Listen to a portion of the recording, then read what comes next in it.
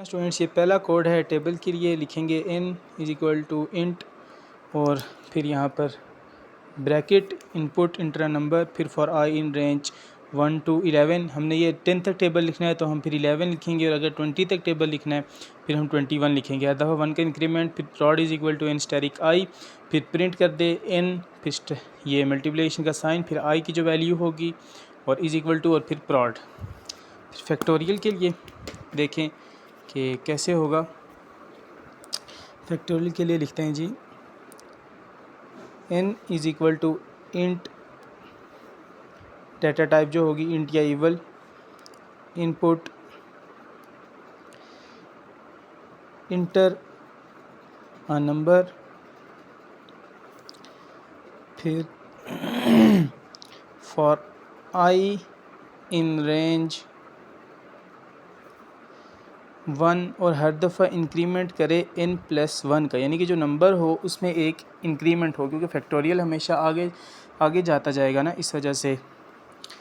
और फिर उसके बाद fact is equal to fact multiply static i. फिर उसके बाद आखिर में हम इससे करवा देंगे print factorial is equal to fact. तो ये हमारा कोड हो गया फैक्टोरियल लिखवाना हो किसी नंबर का। तो फिर code for sum of numbers and average. अगर कोई हमें इस क्वेश्चन आ जाए कि आप नंबर्स का सम करें और फिर उनकी एवरेज फाइंड करें, तो उसके लिए क्या कोड होगा। उसके लिए होगा for i in range 1 to, फर्ज करते हैं हमें 10 नंबरों का सम करना है, 1 to 11, और हर दफ़ा एक का इंक्रीमेंट।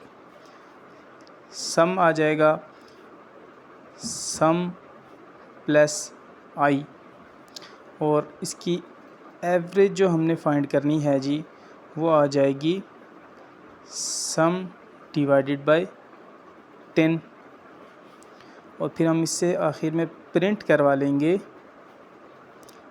एवरेज। डबल रिमार्क्स में होगा ताकि एवरेज लिखा हुआ भी आएगा। Average is equal to average, यानी कि एवरेज पीछे लिखा हुआ आएगा डबल रिमार्क्स में, यानी कि ऐसे ही लिखा हुआ आएगा इक्वल टू, और एवरेज के पास जो वैल्यू होगी वो उसके आगे प्रिंट हो जाएगी। तो ये 3 कोड हैं, ये तैयार कर लें इंशाल्लाह, और कोड भी आपको बताए जाएंगे।